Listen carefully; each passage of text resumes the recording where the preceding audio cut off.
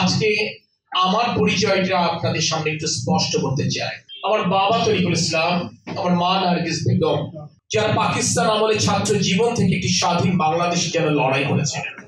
তারা স্বাধীন বাংলাদেশের জন্য লড়াই করতে গিয়ে আইয়ুব খান এবং ইয়াহিয়া খানের কারাগারে তারা নিক্ষিপ্ত হয়েছিলেন। আমার প্রয়াত পিতা মহান মুক্তিযুদ্ধ চলাকালীন আপনাদের অনেকের সাথেই তারা রণাঙ্গনে তাদের সাক্ষাৎ হয়েছে।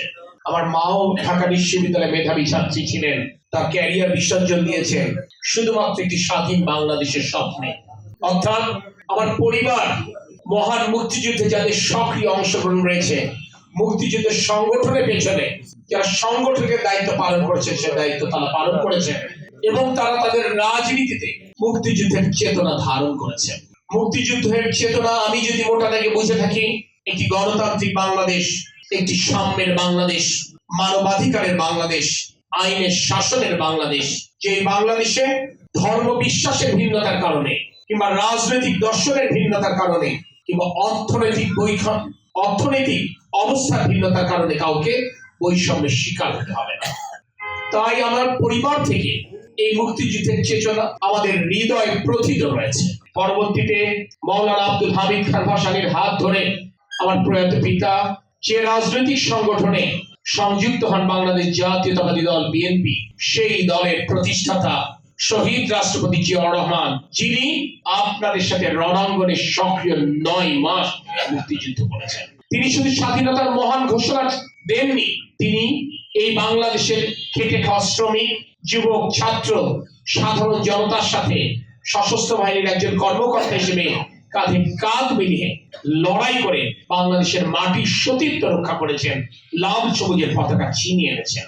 অর্থাৎ আপনাদের সাথে আমার পরিবারের এবং আমার দলের সম্পৃক্ততা আমি মনে করি অনেক পুরাতন। অর্থাৎ আদর্শের জায়গায়, নীতির জায়গায়, নৈতিকতার জায়গায় আমি আমার পরিবার এবং আমার রাজনৈতিক সংগঠন বিএনপি আপনাদের চিন্তা, চেতনা, নৈতিকতার সাথে কোনো ফারাক নেই।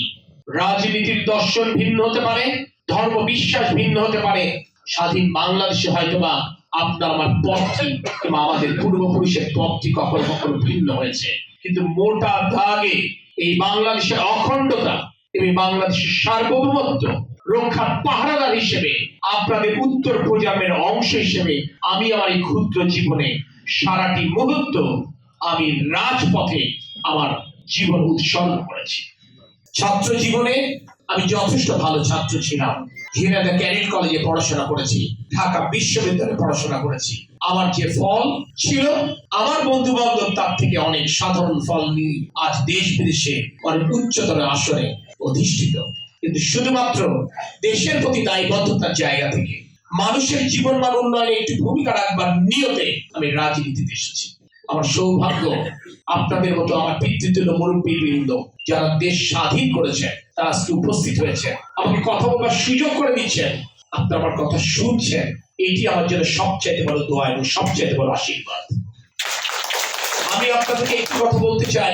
আজ সারা বাংলাদেশে মুক্তিযোদ্ধারা এক হয়েছে, কারণ তাদের সামনে মুক্তিযুদ্ধের চেতনা ধারণ এবং মুক্তিযুদ্ধের চেতনা বাস্তবায়নের জন্য একটি মাত্র রাজনৈতিক সংগঠন বিকল্প হিসেবে আবির্ভূত হয়েছে, সেটি হচ্ছে বাংলাদেশ জাতীয়তাবাদী দল বিএনপি। তাদের সামনে ধানের শীষ ছাড়া আর কোনো বিকল্প নেই, কারণ তারা যাদের বিরুদ্ধে লড়াই করেছিলেন সেই রাজাকার আলবদরেরা তাদের সামনে ছড়ি ঘোরাবে এবং তাদেরকে প্রতিনিয়ত তাদের অপমান অপদস্থ হতে হবে, এটি নিশ্চয়ই তারা সহ্য করবে না। তাই বীর মুক্তিযোদ্ধা জিয়াউর রহমানের দল বিএনপি, মুক্তিযোদ্ধার দল বিএনপি, বেগম খালেদা জিয়ার দল বিএনপি, তরিকুল ইসলামের দল বিএনপি আজ মুক্তিযোদ্ধাদের প্রতি মুক্তিযুদ্ধের প্রতীক হিসেবে আবির্ভূত হয়েছে। আজকে জুলাই স্পিরিট নিয়ে অনেক প্রশ্ন রয়ে গেছে অনেকের মধ্যে, এটা কি এখানে মুক্তিযুদ্ধ? আপনারা দেখেছেন জুলাই সনদ যখন তৈরি হয়েছে, আজকে অনেকে অতি বিপ্লবী কথা বলেছে। বিএনপি একমাত্র দল যে দৃঢ়তার সাথে বলেছে মুক্তিযুদ্ধকে অস্বীকার করে বাংলাদেশ হয় না। মুক্তিযুদ্ধকে অস্বীকার করে আপনি কোনো পরিবর্তন করলে তাতে বিএনপি সমর্থন দেবে না। মোটা দাগে আসলে এখানে সংস্কার নিয়ে যে কথাগুলো হয়েছে, সেখানে মূলত প্রধানমন্ত্রী এবং রাষ্ট্রপতি ক্ষমতার ভারসাম্য আনা এবং সংসদীয় গণতান্ত্রিক ব্যবস্থাকে আরো জোরদার করা, আগামীতে যেন কেউ স্বৈর শাসক না হতে পারেন, আগামীতে যেন কেউ এক নায়ক হতে না পারেন, আগামীতে যেন কেউ ফ্যাসিস্ট না হতে পারেন, তার জন্য এই সংস্কার যাতে করে একটি গণতান্ত্রিক বাংলাদেশ, মুক্তিযুদ্ধের চেতনার গণতান্ত্রিক বাংলাদেশ নিশ্চিত করা যায় স্বাধীনতার এত বছর পরে, সেইটি আপনারা দেখেছেন। সেটি করবার জন্য বিএনপি 2023 সালে সংস্কার প্রস্তাব ঘোষণা করেছিল, কিন্তু এরা সংবিধানে কিছু পরিবর্তন আনতে চায়, যে ভাষা নিয়ে আপত্তি আছে, অনাপত্তি আছে। কিন্তু আমি আপনাদেরকে একটি আশ্বস্ত করতে চাই, রাজনৈতিক সংগঠন হিসেবে বিএনপি, জিয়াউর রহমানের দল বিএনপি, জিয়াউর রহমানের সন্তান তারেক রহমান মুক্তিযুদ্ধের অবমাননা হয়, মুক্তিযোদ্ধাদের অবমাননা হয়, এমন কাজ বাংলাদেশ ইনশাআল্লাহ করতে দেবেন না। আপনাদের নিশ্চয় স্মরণে থাকবে, মুক্তিযুদ্ধ বিষয়ক মন্ত্রণালয় কিন্তু বেগম খালেদা জিয়া তৈরি। আজকে যে মুক্তিযোদ্ধারা ভাতা পাচ্ছেন, সম্মানই পাচ্ছেন, হয়তোবা টাকার অঙ্ক বেড়েছে, কিন্তু চালু করে গিয়েছিলেন কিন্তু বেগম খালেদা জিয়া। মুক্তিযোদ্ধাদের প্রতি যদি দরদ না থাকে, মমত্ববোধ না থাকে, এই কাজগুলো নিশ্চয়ই তিনি তার করতেন না। তাই মুক্তিযোদ্ধাদের প্রতি আমাদের অঙ্গীকার রয়েছে, এটা মুখে নয়, আমরা কাজে তার প্রমাণ দিয়েছি অতীতে। এবং আমাদের নেতা তারেক রহমান বলেছেন যে আগামীতে যদি আমরা সরকার গঠন করতে পারি, বিভিন্ন প্রতিষ্ঠান, সরকারি প্রতিষ্ঠানের নামকরণের ক্ষেত্রে মুক্তিযুদ্ধে যারা ভূমিকা রেখেছেন কিংবা গণতন্ত্র পুনরুদ্ধারে যারা ভূমিকা রয়েছেন, তাদের নামাঙ্কিত করা হবে।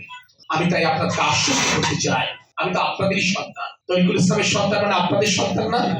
তরিকুল ইসলাম আপনাদের ভাই ছিলেন না? তাই আমি তো আপনাদের সন্তান। বাবাদের দায়িত্ব ছেলেকে আগে বাড়িয়ে নেওয়া, যদি তারা আস্থা রাখতে পারে তার ছেলেদের। আমি আপনাদেরকে কথা দিতে পারি, আপনার এই ছেলের কোনো কর্মকাণ্ডে, আপনার এই ছেলের কোনো আচরণে ইনশাল্লাহ আপনাদের মাথা হেট হবে না। আমি আমার নেতা তারেক রহমান যে অঙ্গীকার করেছেন, আমি তরিকুল ইসলামের ছেলে হিসেবে একই অঙ্গীকার করতে চাই। এই যশোরের মাটিতে মুক্তিযোদ্ধাদের সম্মান, ইজ্জত রক্ষার্থে আমি সামনের কাতারেই থাকবো। মুক্তিযুদ্ধের চেতনা, বৈষম্যহীন বাংলাদেশ। মুক্তিযুদ্ধ যদি গণতন্ত্রের কথা বলে, গণতন্ত্র তো পরমত সহিষ্ণুতার কথা বলে, গণতন্ত্র তো রাজনৈতিক সহাবস্থানের কথা বলে, অর্থাৎ ভিন্ন মত পথে মানুষ আমরা এক জায়গায় বসতে পারবো, এক জায়গায় কথা বলতে পারবো, এক টেবিলে খেতে পারবো। এর নামই তো রাজনৈতিক সহাবস্থান, এর নামই তো পরমত সহিষ্ণুতা। আপনি আমার সমালোচনা করবেন, সেই সমালোচনা আমি সহ্য করবো, আবার আমি উত্তর দিলে আপনি সহ্য করবেন, এটাই তো বাস্তবতা। কিন্তু সমালোচনার ভাষাও নিশ্চয়ই তেমনটা হবে যাতে আমরা সহ্য করতে পারি। আমি তো সেই কারণে আমি নিজে রক্তাক্ত হয়েছি, নিজে বারবার কারারুদ্ধ হয়েছে, নিজে পারিবারিক ভাবে, অর্থনৈতিক ভাবে, রাজনৈতিক ভাবে ক্ষতিগ্রস্ত হয়েছে। কিন্তু যখন 5ই আগস্ট 2024 গণঅভ্যুত্থান পরবর্তী সময়ে যখন সরকার অনুপস্থিত, জেলা প্রশাসন, পুলিশ প্রশাসনের স্বাভাবিক কর্মকাণ্ড নেই, আপনাদের এই সন্তানই তো আপনাদের এই শহরের, আপনাদের এই জেলার পাহারাদার হয়েছিলাম। কোন মুক্তিযুদ্ধ অসম্মানিত হবেন, কোন ভিন্ন মতের মানুষ ক্ষতিগ্রস্ত হবেন, এটা যশোরের মাটিতে আমি হতে দেইনি। কারণ এই শিক্ষা আমার পরিবার আমাকে দেয়নি, এই শিক্ষা আমার শিক্ষা প্রতিষ্ঠান আমাকে দেয়নি, এই শিক্ষা আমার রাজনৈতিক সংগঠন বিএনপি আমাকে দেয়। তাই আপনাদেরকে বলতে পারি, আসুন, যে দেশ আপনারা স্বাধীন করেছিলেন, যে দেশ স্বাধীন করবার জন্য জীবনের ঝুঁকি নিয়েছিলেন, বেঁচে তো না থাকতে পারতেন, ওই 30 লক্ষ শহীদের তালিকায় আপনার নামটিও তো অন্তর্ভুক্ত হতে পারত। একইভাবে গণতন্ত্র পুনরুদ্ধারের লড়াই আমার যে 5000 সহকর্মী জীবন দিয়েছে, 7 শতাধিক সহকর্মী গুমের শিকার হয়েছে, ওই তালিকায় তো আমার নাম অন্তর্ভুক্ত থাকতে পারতো। তাহলে আল্লাহ আপনাকে বা আমাকে কবুল করেছেন, সুযোগ করে দিয়েছেন যে একসাথে কাজ করবার। আমি আপনাদের বুদ্ধি নিয়ে, আপনাদের পরামর্শ নিয়ে, আপনাদের অভিভাবকত্বেই আগামী যশোর করতে চাই।